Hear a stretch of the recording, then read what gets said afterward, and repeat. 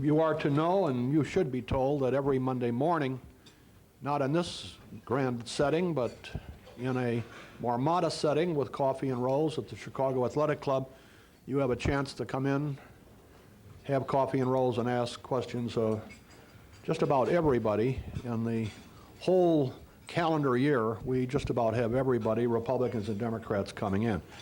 The person who really put the City Club on the road to financial success and artistic success as well is the man I'm going to introduce right now, our chairman, our president and CEO, Jay Doherty.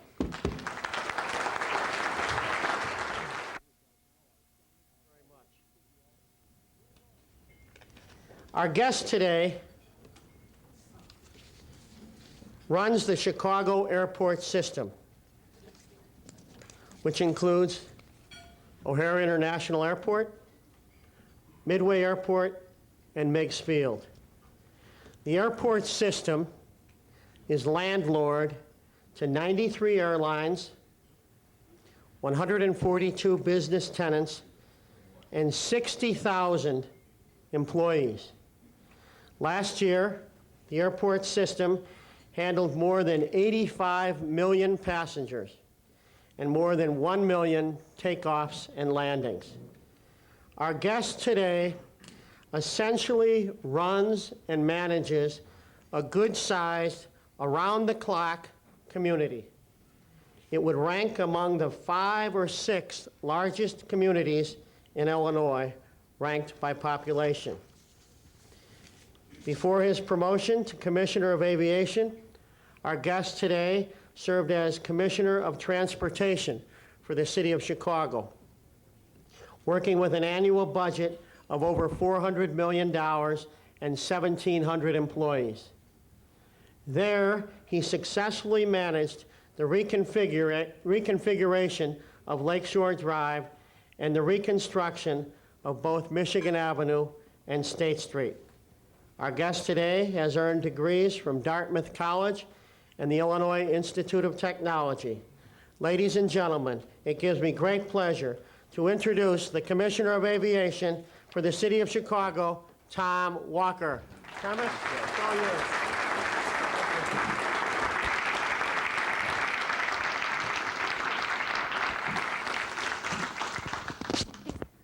Thanks a lot, Jay. Raj Gupta mentioned at the table that your introductions were probably going to be longer than my remarks. We got a lot of friends. A lot of friends. But that really speaks to the kind of forum that the City Club provides, and I just want to congratulate you and Tom Rose and Dr. Green for providing this forum for people like me to come and make ourselves available to the public so that they can put their concerns and questions on the table and hopefully get the straightforward kind of discussion that I know the City Club is known for. And that's why I always jump at the invitation to come before your group and speak. You named a few of the members of our team at O'Hare and Midway. We do have about 2,000 employees in the Chicago aviation system, and they really are what make our airports work as well as they do. And we are known around the world for having airports that work well and that are efficient. And for the 3rd year in a row, O'Hare was named Best Airport in North America by Business Travelers International magazine. And they come to this conclusion by polling their readers. And their readers are those business people who travel most frequently all over the world. So it says something about your operation, it says something about the system, and it says something about the leadership of our mayor, Richard M. Daley, who can put together such a team that continues to deliver that kind of performance year in and year out. And so it really makes my job not easy, but less difficult. And it means that I am not responsible, as Jay said, for running the airports, but for really orchestrating the efforts of the kind of qualified staff that was introduced to you here today. But of course, we operate facilities. We don't operate any airline. And so it takes airlines like United, like American, and 90-some others to actually provide the travel itself. And so we are involved in working in a partnership, in a team effort, to hopefully provide the most frequent, the most reliable, to the most destinations air travel that you can find in any region of the country, which of course we explained to Boeing as they were in town the last few days. This is the best place to be in, not only in the United States, but we believe in the world, in terms of access to transportation. And really, business operates on transportation. If goods and services were not able to move, we could not have the kind of dynamic economy that we have in this country and also in the world. It makes possible the sort of multinational trade and, of course, open skies in the aviation system is what we are looking forward to. And of course, we've got to have the kinds of facilities that can facilitate the kind of travel that those sorts of businesses will rely on in the future. Jay mentioned to you and introduced to you members of our O'Hare Noise Compatibility Commission. And it's emblematic of the kind of challenge that we face, the kind of challenge that our mayor has stepped up to the plate to take on, and that is to balance the impact of all of these operations. And wherever business and industry operates, there are impacts, and those have to be mitigated. And we rely on partnerships like those that we formed with the members of the O'Hare as well as the Midway Noise Commission to make sure that we are focused on mitigating the impact of these economic activities. And so we really appreciate the partnership, the help, the assistance, the policy level guidance that's provided by the members of both of our noise commissions.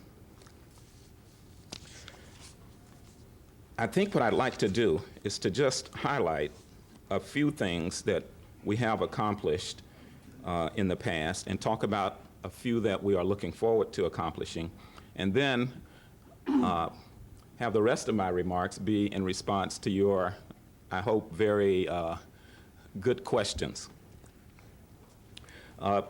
Jay publicized this event as me speaking about what my vision is for our aviation system. And really, the basis, the foundation of what I'd like to see our aviation system be comes from the vision provided by our mayor. And I've worked with the mayor, as Jay mentioned, for about 10 years now. And I don't believe he wants to do anything but be mayor of the greatest city in the world. And so my focus is on assisting him in that mission by providing the greatest system of airports in the world.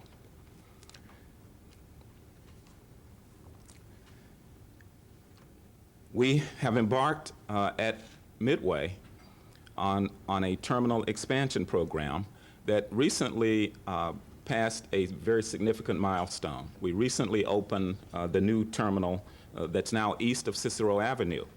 That took, of course, the relocation of Cicero to allow for the new terminal to be built, the concourses to be built totally west of Cicero. And so the process that we went through with our airline partners point to the kinds of compromises that we have to make, and we are in a business relationship with them. We want to provide a facility in which they can operate effectively and efficiently, and hopefully at a profit, because it's really a business that relies on making a profit, and they don't stay in business if they don't make a profit. So we were very focused on the timetables that were set for opening that terminal. Of course, sooner would have been better as far as the airlines were concerned, but we were most concerned about the smooth operation of the facility, the safety of it, and to make sure that we made the best impression possible for the traveling public. We were successfully able to make that opening, and now, if you haven't been to Midway, it is a wonderful facility. It, of course, was built to handle millions fewer passengers originally, so it really had become outmoded. We are now in the second phase of that project, and in 3 years, we will open an additional number of gates that will bring the total to 41. And what Midway provides to us is the ability to service some of the most efficient low-fare carriers in the world. And if you've been watching the profit reports lately, Southwest Airlines, again, published figures which show that they earned something like $170 million last year. So it points to the purpose of that airport, to provide the kind of facilities that allow airlines like Southwest and now ATA to provide quick, fast, efficient, low-cost service to the traveling public. It gives us the ability to boast that the average airfares in Chicago are lower than the average around the country. And in this day and age, it's something that we jealously guard.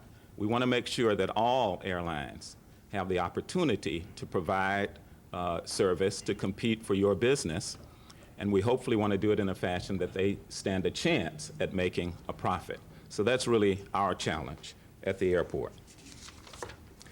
But of course, a traveler's trip does not take place only in the air and not only between airports. And so we have to make sure that we are coordinating our efforts with all of the other modes of transportation. Jay mentioned the CTA, but our surface transportation system, the suburban Metra and Pace system, eventually even high-speed rail, all of those things we have to plan for and make sure that we're providing for, because a traveler's trip really begins and ends usually on foot or from home or to an office. And so we have to be concerned that we do a better job of coordinating those modes of transportation than anyone else in the world. And we think we are well on the way to doing that. At O'Hare, of course, we've embarked upon our World Gateway program. And as many of you know, we also made a selection of the design build team to build the first project in the World Gateway program, our Terminal 6. A group led by Bechtel will be the design builder, and we're very close to completing our contract negotiations. Paul Spills is our project manager for that project, and he knows that we must start that project on time in order to complete it on time. Others have told us that they're surprised that we've made all of the deadlines that were announced, but the message that we intended to send is the message that we hope everybody gets, is that that project will in fact get underway on time, and we expect it to be completed on time and under budget. So our World Gateway program is aimed at providing the kinds of facilities that will be necessary to serve where we see growth happening in the future, the international market primarily, not exclusively, but primarily. And so there will be opportunities in the future for a modest growth in domestic travel through O'Hare, but we expect the larger amount of growth to occur in the international market. And the World Gateway program will facilitate the exchange of passengers between the international flights and domestic flights. In addition, we're making improvements to the infrastructure that are intended to reduce delays. A relatively small portion of the delays that are experienced by travelers through our airports occur as a result of the facility itself. The World Gateway program will provide the facilities necessary to reduce that portion of the delays that we can impact on the ground at our airports. We don't expect, however, to end there, and we know we will need to look to the future on how we can expand capacity and expand the ability of our airlines to provide the kind of growth that's going to be necessary to meet the needs of the future. So I think I'll stop there, Jay, and respond to any questions anybody has on operations within the aviation system or issues that we will have to deal with in the future.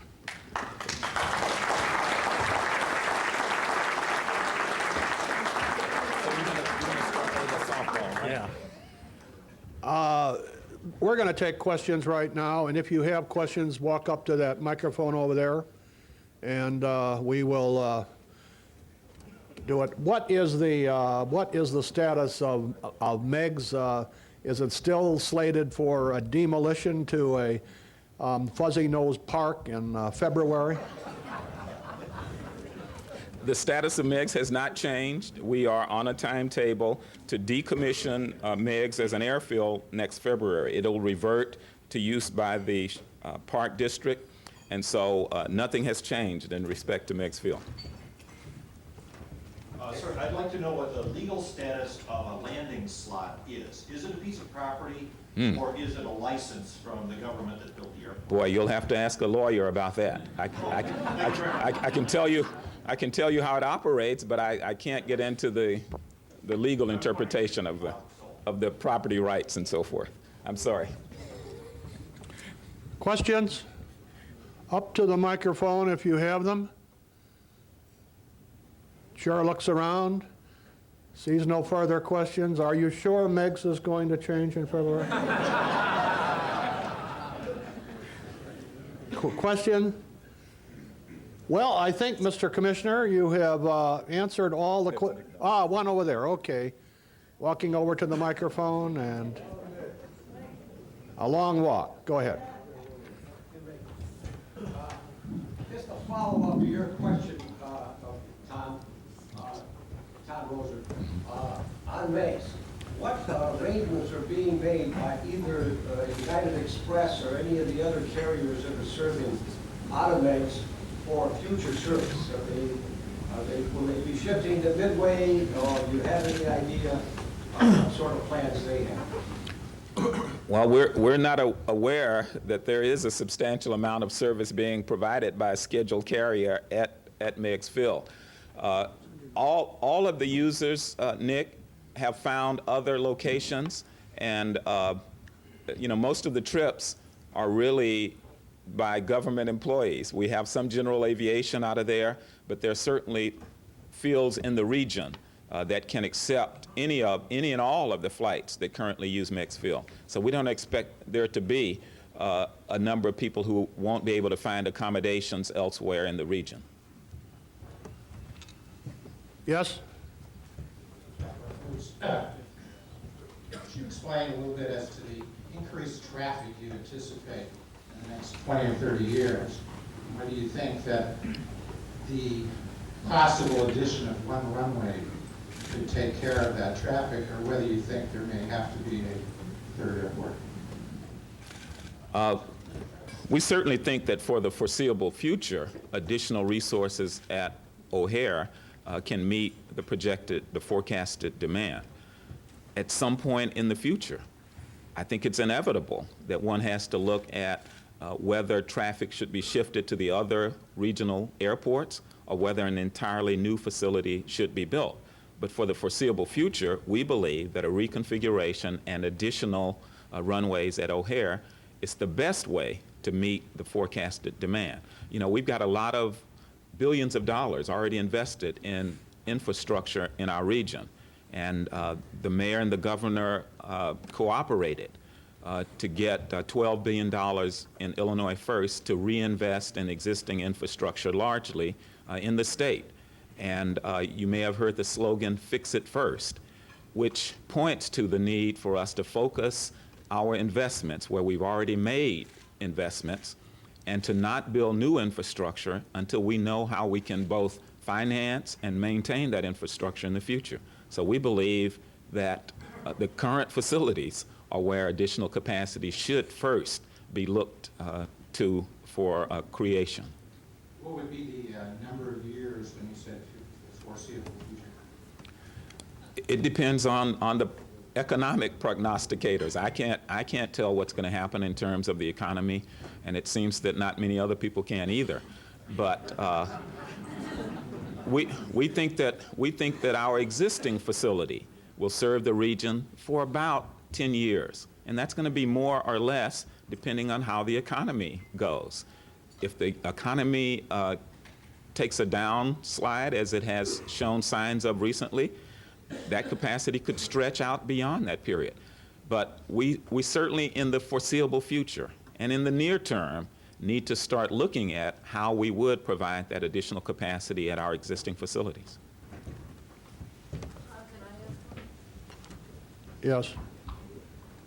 Madam Chair, the former chair of the City Club, Joyce Saxon. Commissioner, if you were a betting man, what do you think the odds of our getting Boeing would be? What's the question? I'm sorry, what's? The question was, if I were a betting man, what would I say the odds of getting Boeing would be? I think they're very good. I'm not a betting man, but I did have some firsthand experience at discussing coming to Chicago with the Boeing folks.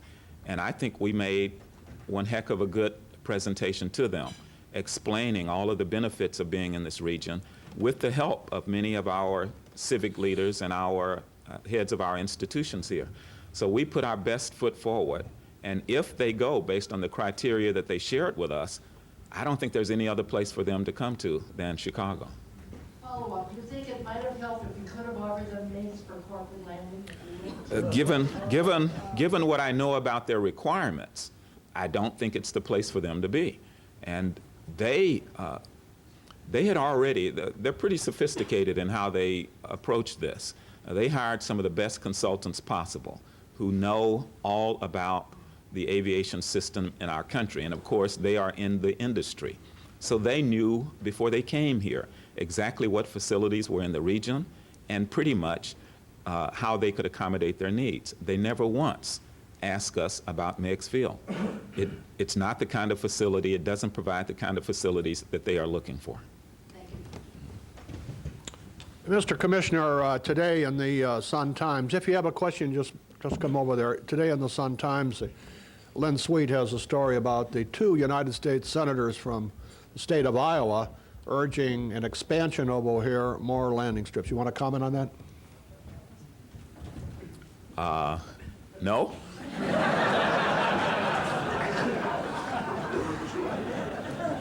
We welcome all the support that we can get from our neighbors, our adjacent senators and so forth. However, the city had no role in the letter that was put out by the 2 senators. And there are some pros and cons to a federal preemption that have to be considered. And without knowing the details of what they're proposing, I really couldn't comment on the specifics of their proposal.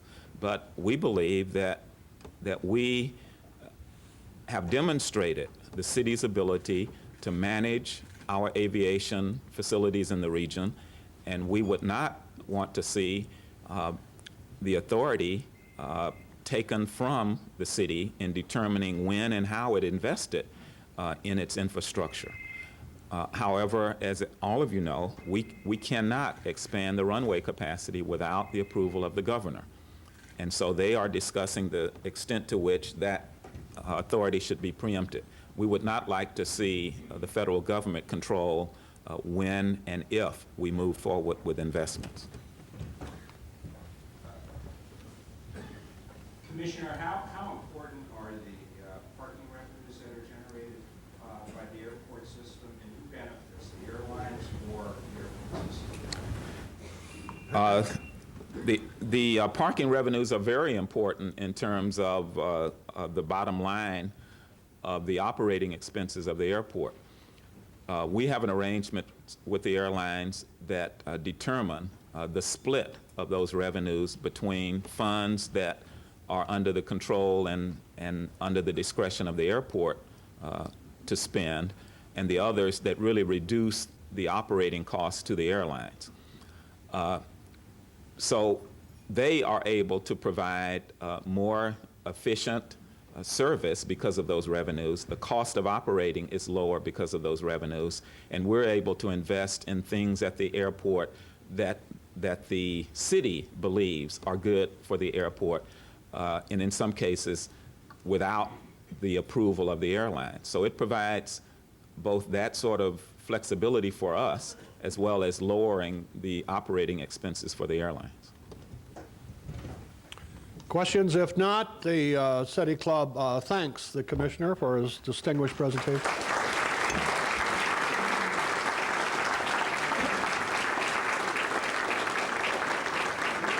Now, on behalf of Jay Doherty and the Board of Directors, I want to present the Commissioner with his coffee mug. It says on the bottom, "Made in China." I want to tell you, unless they return that plane today from China, we're going to take our business elsewhere. Thank you very much. I just have one announcement. Just one announcement. Actually,